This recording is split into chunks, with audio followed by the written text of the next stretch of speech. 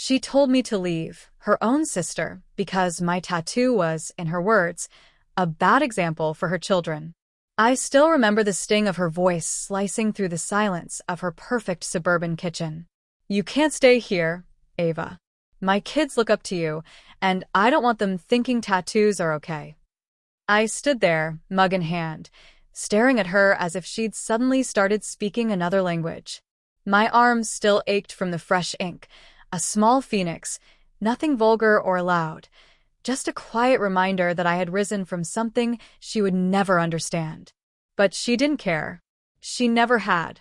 Growing up, I was always the one who covered for her. The one who patched her jeans before mom saw the tear. The one who lied to teachers when she skipped class.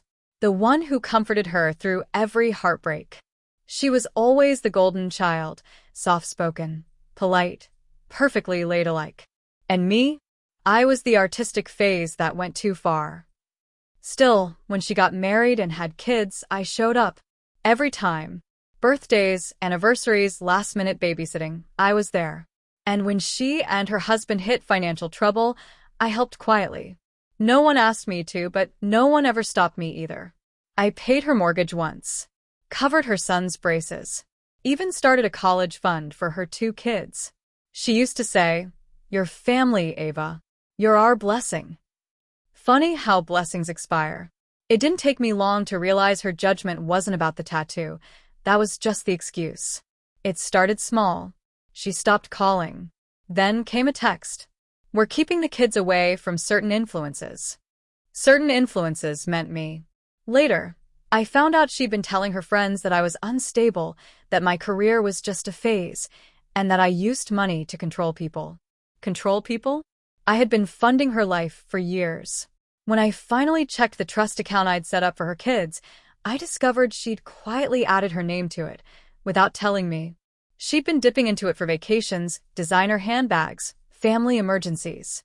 That was the moment my silence turned cold. I didn't scream.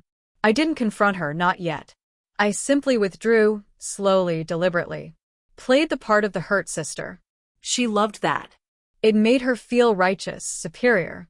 Then I made a few calls, legal ones. Turns out, the trust fund was entirely in my name. I had every right to move the money wherever I pleased. So I did. Every cent. A few weeks later, she started planning a family trip to Europe. Her kids were bragging about it at school. 2 weeks before their flight, she called. Ava, honey, can you help cover the flights? We'll pay you back after. I almost laughed. Instead, I told her sweetly, of course. Then, I wired the money straight into my personal account and booked myself a flight to Italy. Alone. That first night in Florence, I watched the sunset from a rooftop bar, sipping wine that probably cost more than her entire emergency fund spree. She called 12 times. Then came a text. You ruined everything. My kids are devastated. I didn't reply. Instead, I sent her a photo, my wrist resting on a marble table, the phoenix tattoo glinting against the orange light of the sunset. Caption: Rising again. Months later, she cornered me at our mother's house. Her voice dripped venom. You took their future. I looked her straight in the eye. No. You spent it. I just took back what was mine. Her husband tried to mediate, stammering something about forgiveness, but I could see the truth in her expression. She wasn't angry because I betrayed her. She was angry because I'd stopped letting her use me. I stayed calm. You kicked me out because of a tattoo. Turns out, it's the cleanest part of your life. Then I walked out. Now I live in Lisbon. I paint. I breathe. I wake up without guilt. The phoenix on my arm isn't just ink anymore.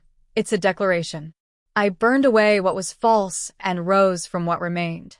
My sister still sends messages sometimes, apologies wrapped in excuses.